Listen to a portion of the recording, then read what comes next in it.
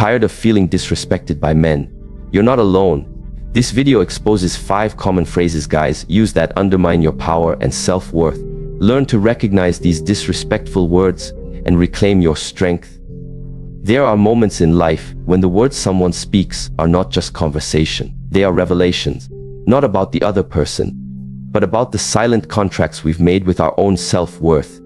So let us begin by not blaming the man who speaks these phrases. Instead, we look inward and ask, why do I remain when my spirit says leave? Why do I absorb what my body tightens against? There is a wisdom in discomfort, if you are still enough to hear it.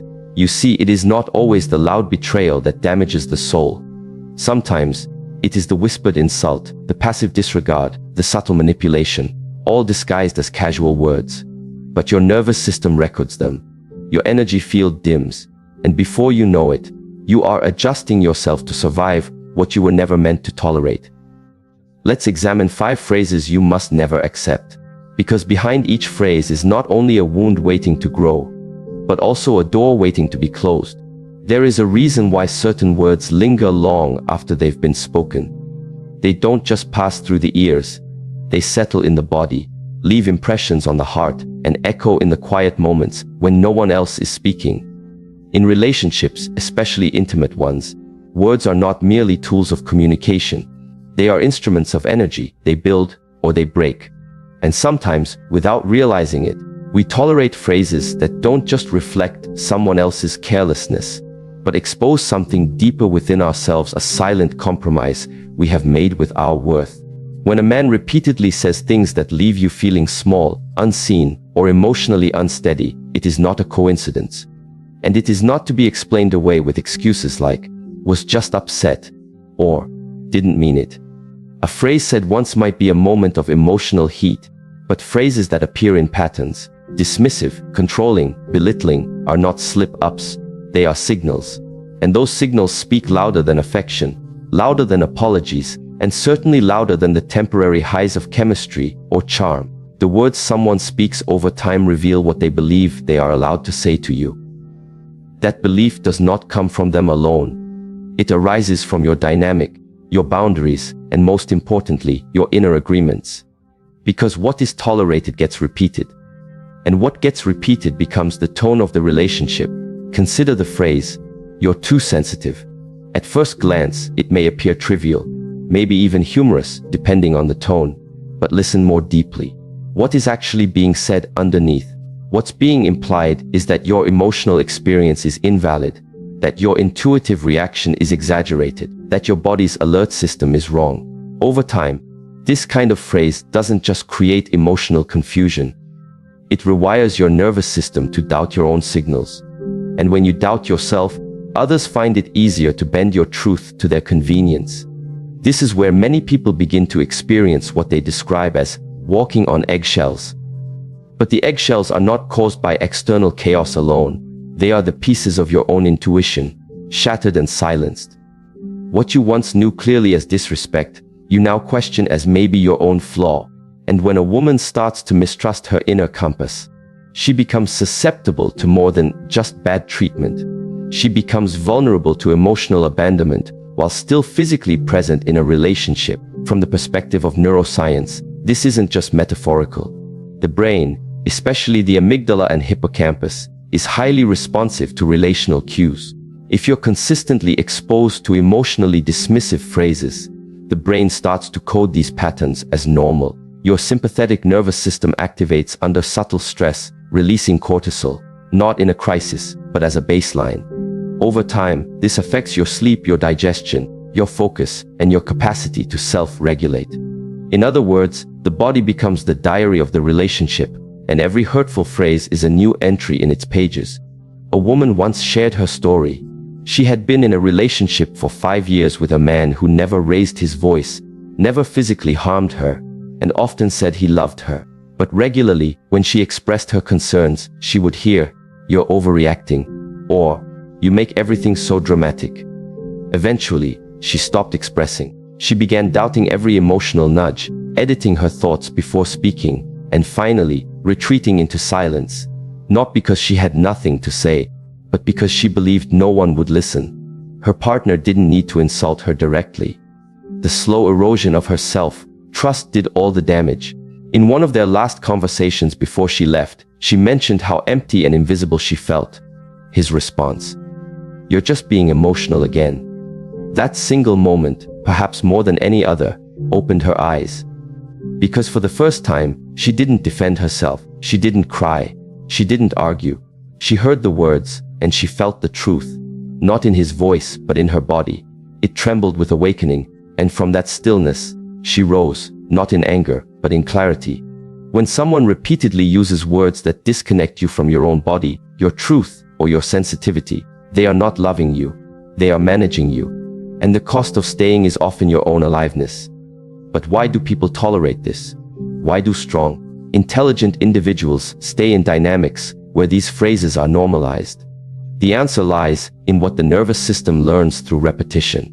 Your body is constantly adapting. It learns from what it experiences, not just what you know intellectually.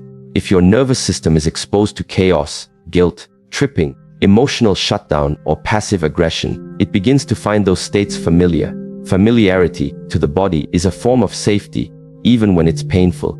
So instead of resisting toxicity, you adapt to survive it. This is why some people leave a harmful relationship only to enter another with similar traits. They haven't yet rewired their body's definition of peace.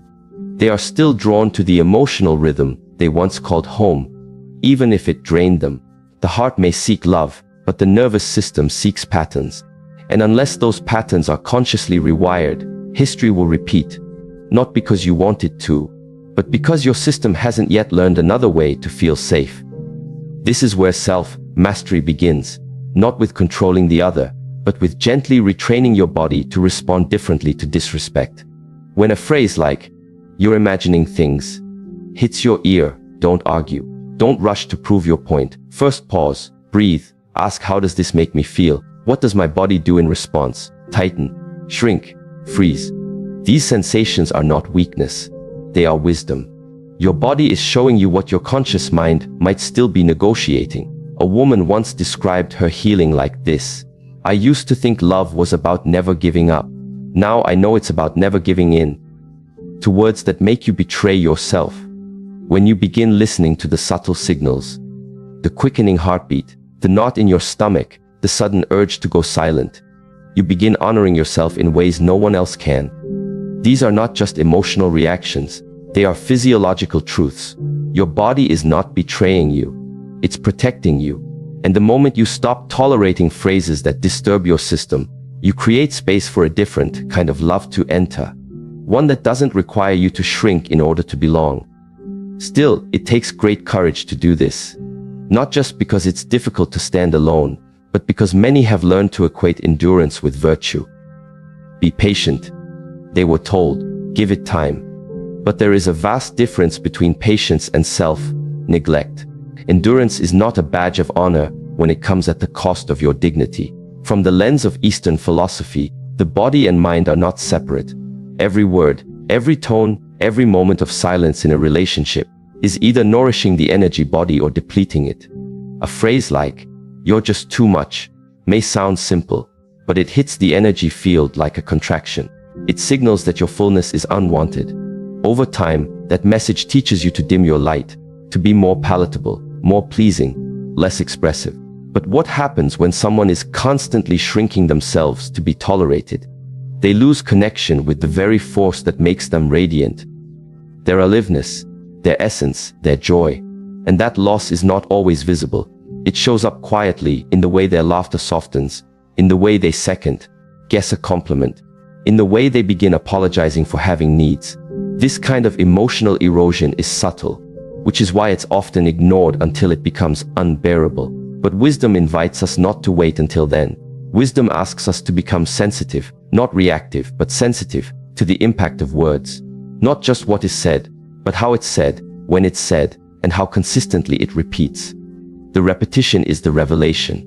If you grew up in an environment where emotional invalidation was normal, where your feelings were minimized, where crying was mocked, where silence was rewarded, you may unconsciously seek out similar dynamics in adulthood. Not because you enjoy pain, but because your nervous system has been trained to associate those experiences with love. This is why healing is not just about thinking differently. It's about feeling differently and giving the body time to recalibrate its truth. A woman who finally walks away from emotionally manipulative words isn't just reclaiming her time. She's reclaiming her nervous system. Her sleep begins to change. Her breathing deepens. Her digestion improves. Not because she started a new diet, but because she ended a cycle that drained her body of safety. You see, when a man consistently uses phrases that distort your perception of reality, it's not just emotional, it's psychological. This form of gaslighting causes dissonance. You begin questioning your memories, your instincts, your clarity. And once confusion replaces inner knowing, you become easier to control. But clarity is your birthright. You are not here to live in doubt. You are not here to accept words that bruise, disguised as affection. You are here to remember what it feels like to trust yourself, to trust your own emotions, to trust your own rhythm. There is a power in stillness, in learning to listen not just to words, but to your body's response to those words. And once you become attuned to that, no one will be able to confuse you with smooth language or emotional sleight of hand. You will hear the intention behind the sentence. You will feel the energy underneath the tone. And you will know, this is not love. This is control wearing love's costume. That knowing will not come from defensiveness. It will come from embodiment. And that, more than anything, is the path back to peace. Emotional discipline is often misunderstood. Many people think it's about suppressing what you feel, pretending that nothing touches you, or showing strength by appearing unaffected. But true emotional discipline is not about avoidance. It is about precision. It's about becoming so attuned to your own inner world that you respond to life, rather than react to it. Especially in relationships, the ability to discipline your emotions begins with mastering what you allow into your internal space. And one of the most overlooked ways people lose their emotional balance is by tolerating phrases that appear small on the surface, but are heavy in energetic consequence. Language has always been a carrier of power. But the power doesn't only lie in the words themselves. It lies in how those words interact with your belief systems, your past wounds, and your nervous system. Phrases like, "You're imagining things," "You always do this," or "You need to calm down," can seem harmless if taken at face value. But when they are used in moments of vulnerability, when you're trying to express your truth or share your discomfort, they become sharp instruments that slice away at your emotional clarity. What many don't realize is that allowing these phrases into your mind without discernment is the same as letting smoke enter a sacred temple. Little by little, they cloud your vision, alter your breathing, and disorient your inner compass. And without realizing it, you begin to lose the very thing that holds relationships together, emotional clarity. There's a powerful teaching in Eastern wisdom that says the mind is like water. When disturbed, it becomes difficult to see clearly. But when it is still, it reflects everything in its truth. So ask yourself, what are the phrases, energies, and tones that consistently disturb your inner water? It's not always the volume that matters. It's the frequency.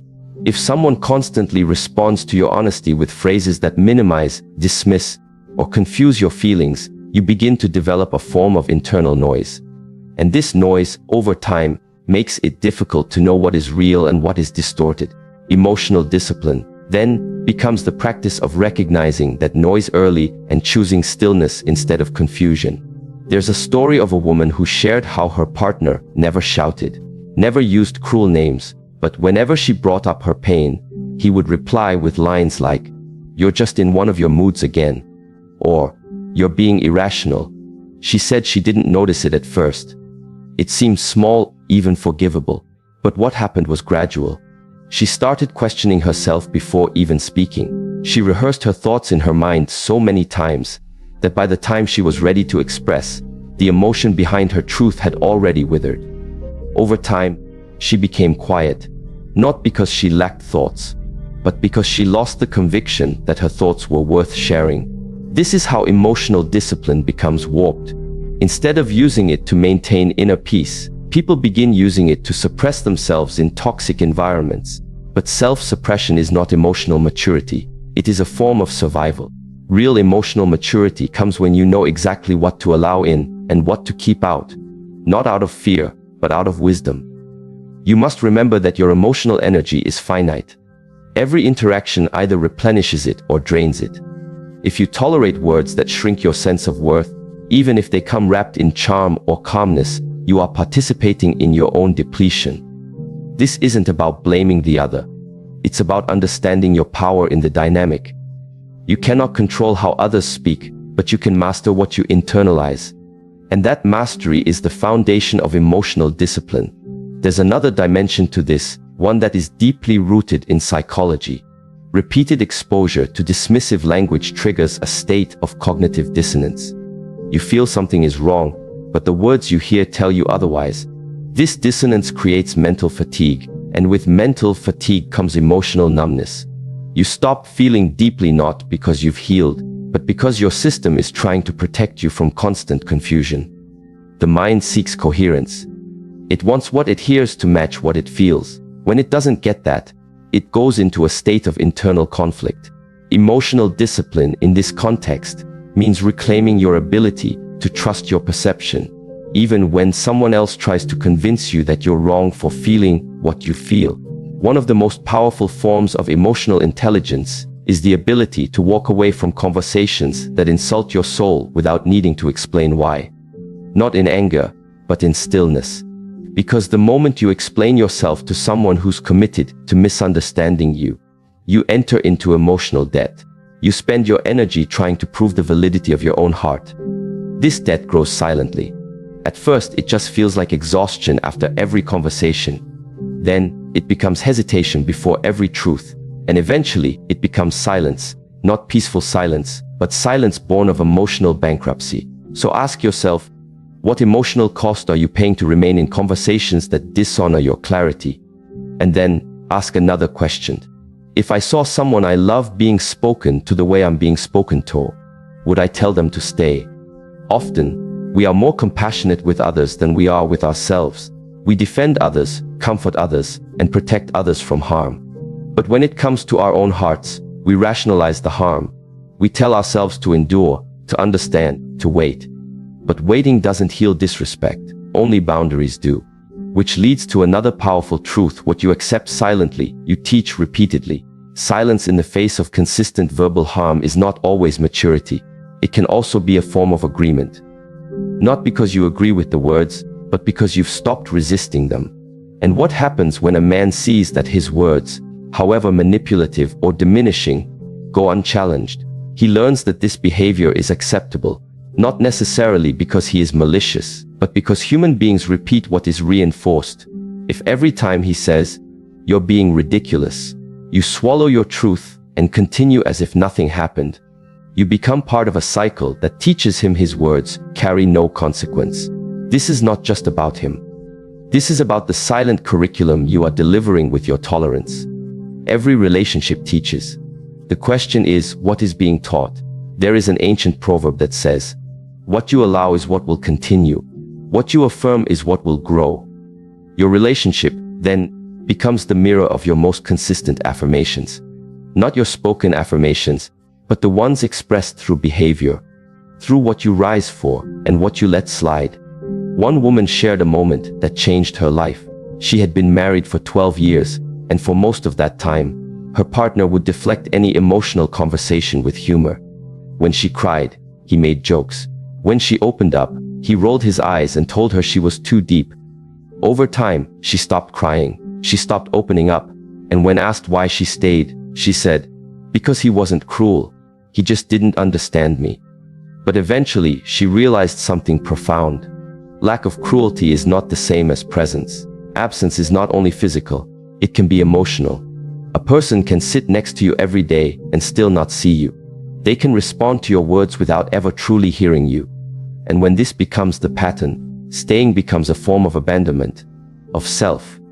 What she had taught him, over a decade, was that her feelings were negotiable, that her silence could be bought with minimal effort, that her boundaries were flexible. Not because she told him so, but because her actions showed it. So, one day she decided to teach something different. Not through argument, not through a fight, but through a shift in her presence. She started saying, "That doesn't feel right to me." And then pausing, she stopped explaining her emotions like they needed permission. She said less, but her silence had more weight, and slowly he noticed. He asked why she had changed. She replied, "Because I remembered who I was before I was trying to be understood." The teaching shifted, and so did the relationship. What you tolerate not only shapes how others treat you, it reshapes your sense of self. And if you allow the reshaping to happen without intention, you will find yourself in a life that doesn't belong to you. A life built around avoiding conflict, pleasing others, and surviving conversations, rather than being seen, honored, and emotionally nourished.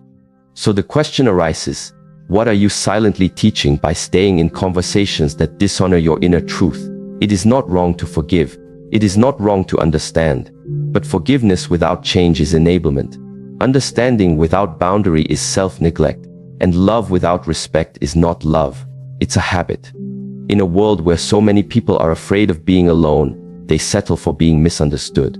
But loneliness in the presence of another is the most painful loneliness of all.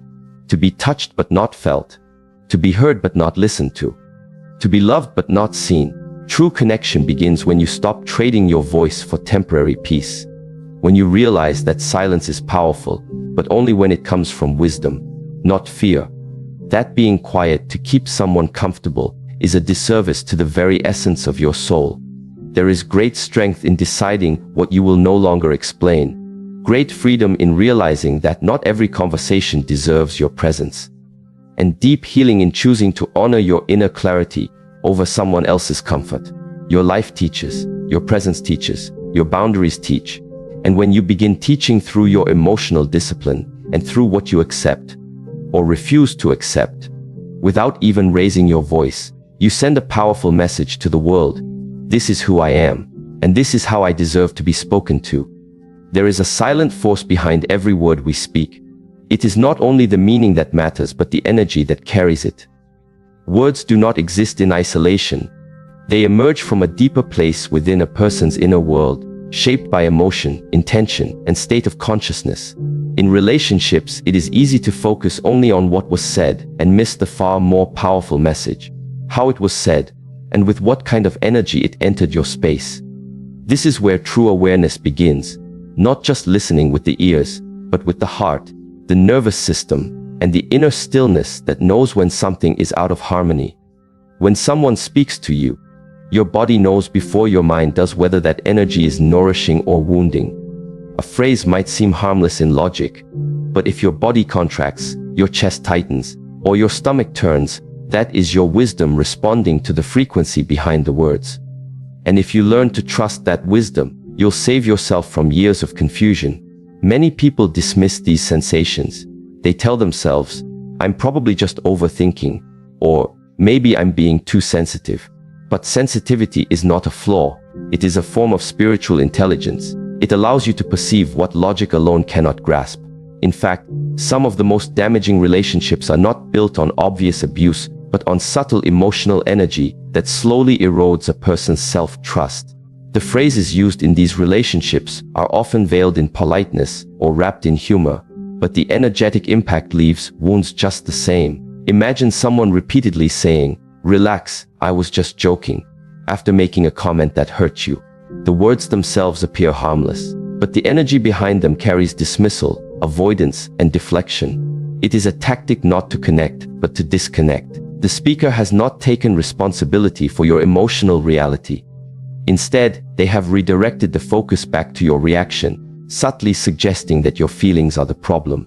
This is not just a linguistic trick, it is an energetic shift. And if this becomes a pattern, your inner world becomes trained to suppress discomfort in order to preserve the illusion of harmony. You begin to doubt yourself. You wonder if maybe you ever are too sensitive. You start editing your reactions, silencing your instincts, and analyzing every feeling before expressing it. This is not love. This is energetic confusion disguised as relationship. The words may sound soft, but if the energy behind them is evasive, dismissive, or manipulative, then the effect on your spirit will be cumulative and heavy.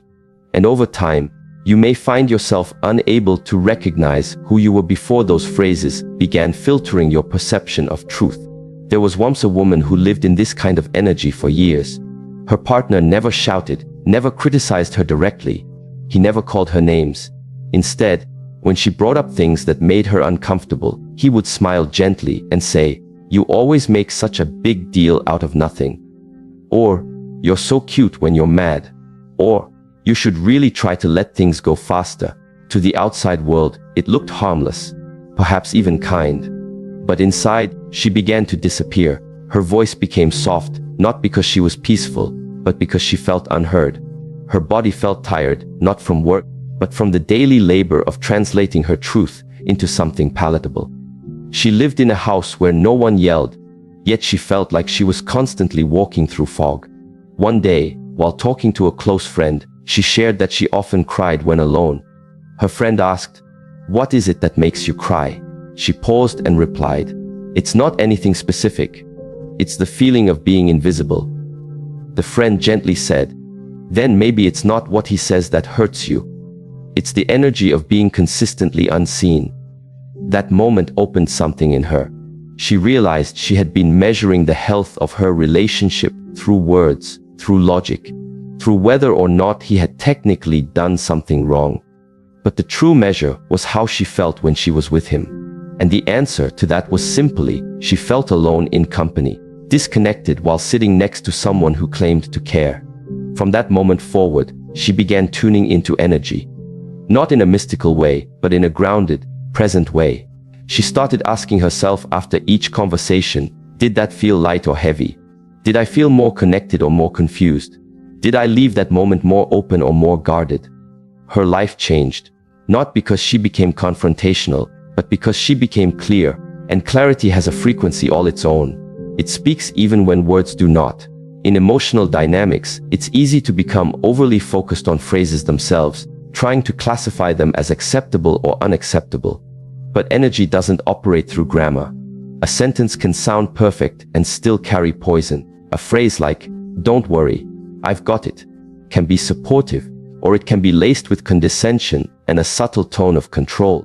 The real question is not what was said, but what was felt. Not what was heard, but what was absorbed. This is why so many people stay in emotionally draining relationships.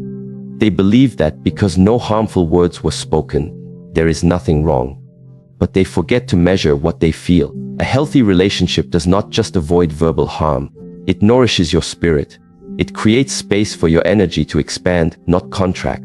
It allows your intuition to breathe, your creativity to flourish, and your nervous system to settle. From a physiological standpoint, the body is incredibly sensitive to emotional energy. When you are around someone who consistently brings tension into your space, your cortisol levels rise, your heart rate fluctuates, and your immune system begins to weaken. Even if the words are polite, the energy they bring is registered as stress. This is not imagination, it is biology. The human body does not lie. You may convince your mind that a relationship is acceptable, but your body will always tell you the truth. You will feel it in your shoulders, in your breathing, in the way your jaw tightens when their name appears on your phone. These are not just physical responses. They are messengers of energy. A woman once described how she realized her relationship was harming her after attending a weekend retreat. For the first time in years, she felt light. Her body felt open, her laughter came easily, and she slept peacefully. She hadn't changed anything dramatic. She had simply been in an environment where the energy was calm and affirming. When she returned home, she felt her stomach tighten as soon as she walked through the door. Not because anything had happened. Nothing was said. But the energy had returned. That subtle current of criticism masked as care. That unspoken demand to perform a version of herself that pleased him. That contrast woke her up, and that's often what it takes. A moment of contrast. A glimpse of what peace feels like. When you begin to experience energy that nourishes your spirit, you can no longer settle for energy that depletes it. This is where true relational growth begins. Not in dramatic confrontations, but in quiet awakenings. In realizing that energy never lies. Words can be manipulated. Gestures can be rehearsed. But the energy someone brings to your presence is the most honest expression of who they are. So when you hear a phrase like, "Why are you making this such a big deal?" Pause. Don't respond right away. Don't explain. Breathe. Then check in with your body. Has your breath become shallow? Has your chest tightened? Has your face gone warm with shame or anger? These are not inconveniences to ignore. They are your body's language. And that language is wiser than any sentence you could form in return.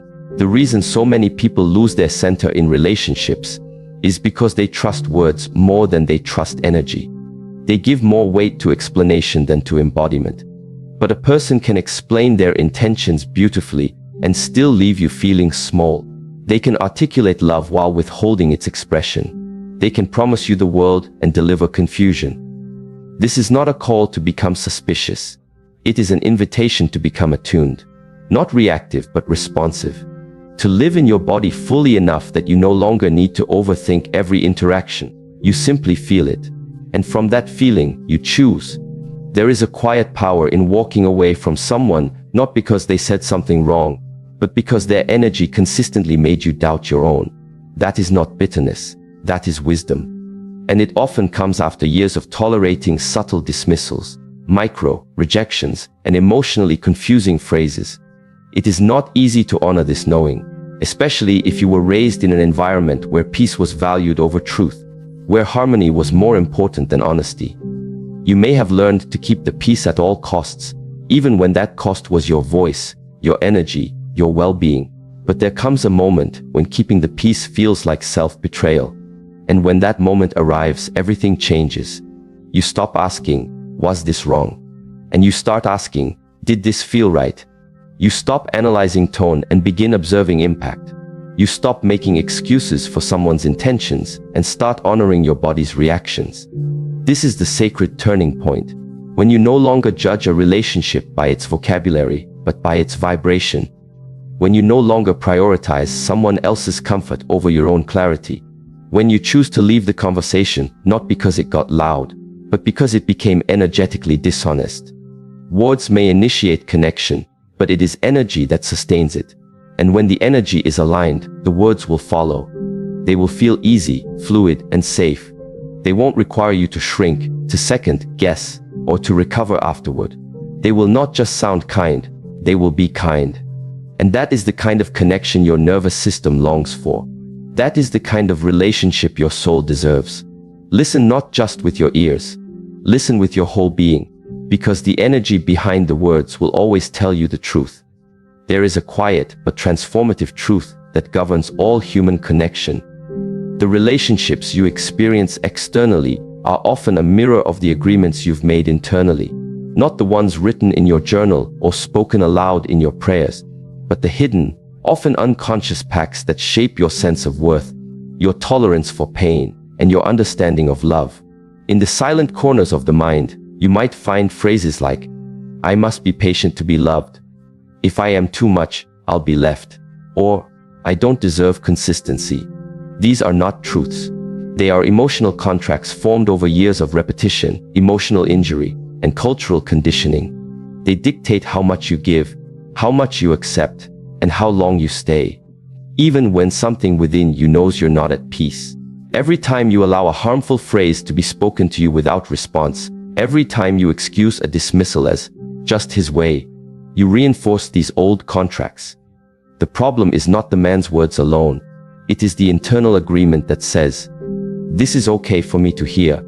That agreement may have been forged in childhood, influenced by past relationships, or shaped by a society that often rewards women for enduring rather than expressing. But no matter where it came from, it becomes the foundation upon which future connections are built. A woman once sat quietly in a session and said, "I keep ending up with emotionally distant men. I don't understand why. I want intimacy. I want connection. But every man I date feels cold after a while." She had done all the surface work, books, seminars, journaling. But one question changed the tone of her reflection. She was asked, "What part of you believes that warmth is something to be earned rather than received?" The silence that followed was not empty. It was full of awakening, because deep inside, she realized she had made an internal agreement a long time ago that love must be proven through struggle. That if she had to fight for someone's attention, It meant she was valuable enough to win it. That scarcity of affection made it more meaningful. She wasn't attracting distant men by chance.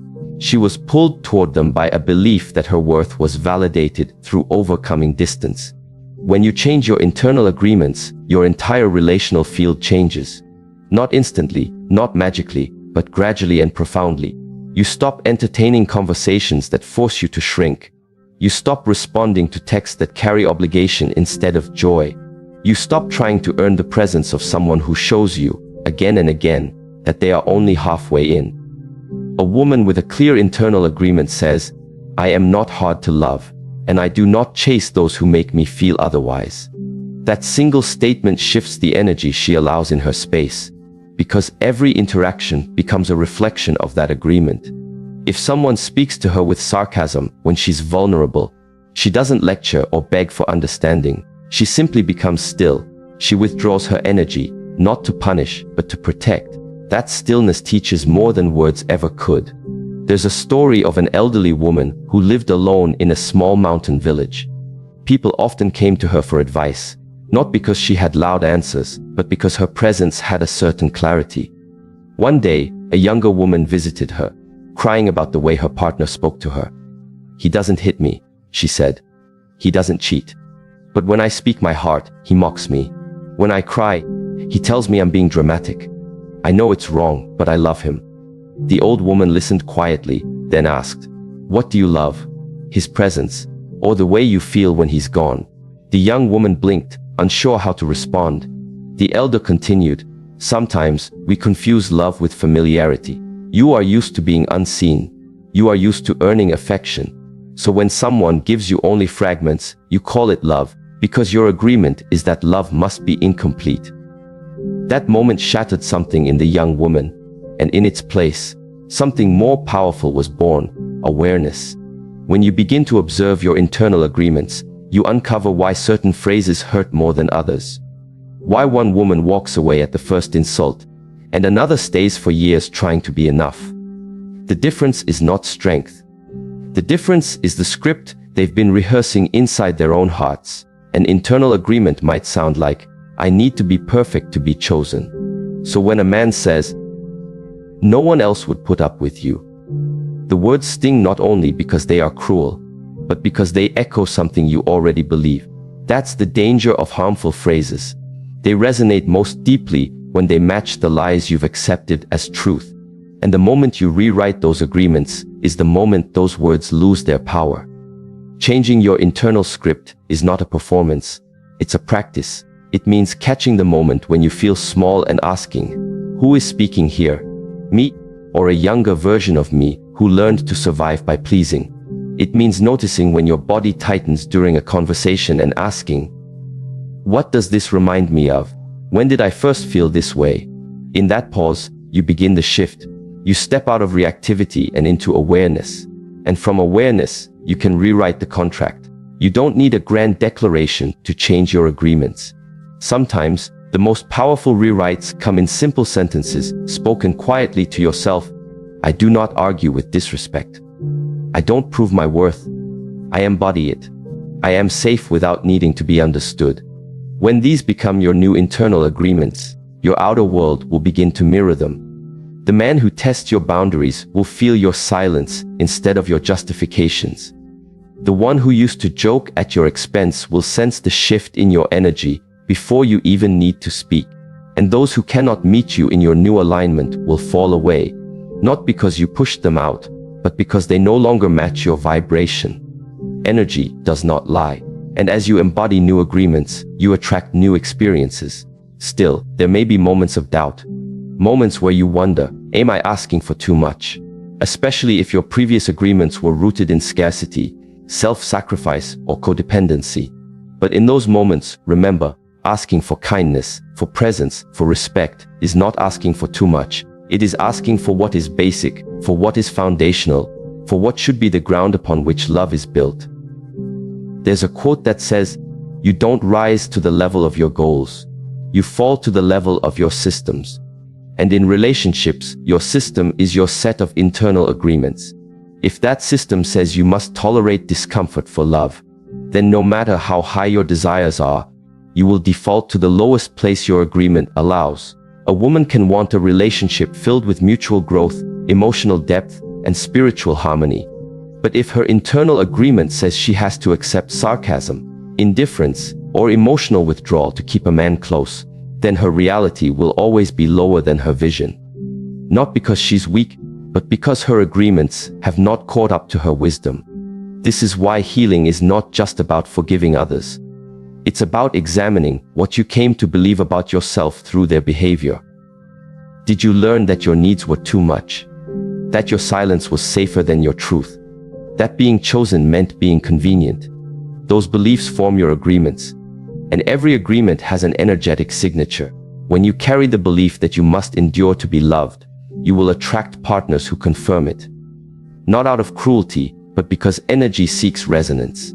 But the moment you decide, I am no longer available for love that costs me my peace, everything begins to shift. You will no longer feel drawn to those who only offer half attention. You will feel uncomfortable in spaces that once felt familiar. Your nervous system, once addicted to anxiety and waiting, will begin to crave stability and depth. You'll find pleasure not in being desired by many, but in being respected by one, and most importantly, by yourself. And when someone says a phrase like, "You're lucky to have me," or "No one else would love you like I do," your body will no longer tense with fear. Instead, it will become still with clarity. You will hear those words not as threats, but as signs of someone who is not in alignment with your truth. The woman who knows her value does not argue with those who question it. She simply doesn't make space for that kind of presence. Not because she's better, but because she's clear, and clarity is not loud. It doesn't seek to convince, it simply chooses. The more you align with new internal agreements, the less you will need to tolerate. Because you will no longer be negotiating with yourself just to be loved.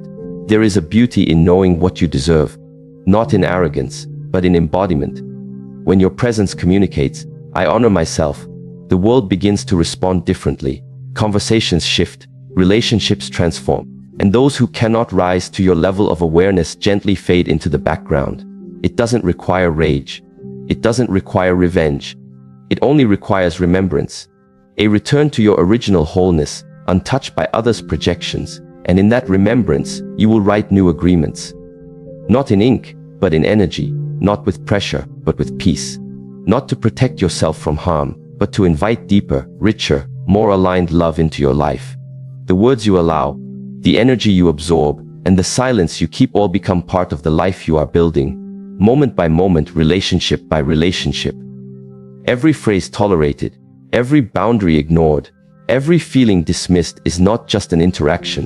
It is a lesson being taught, and a belief being reinforced within you. When you choose to rise in awareness, you begin to see clearly the phrases that once seemed small are actually doorways to your deeper self-worth. No relationship is worth the cost of your inner peace, your emotional clarity, or your sense of wholeness. Love is not proven through pain. Connection is not deepened through dismissal. And you were never meant to lose yourself just to be loved by another. Choose your words wisely, but choose your silence even more carefully. Let your energy speak before your mouth does. Walk away not to punish, but to protect the sacred space within you that knows what it is to be honored, heard, and loved in truth. You are not too much. You are not too sensitive. You are simply remembering what your soul always knew. Respect is the language of real love, and you never have to beg to be spoken to with dignity. You only have to be brave enough to stop tolerating anything less.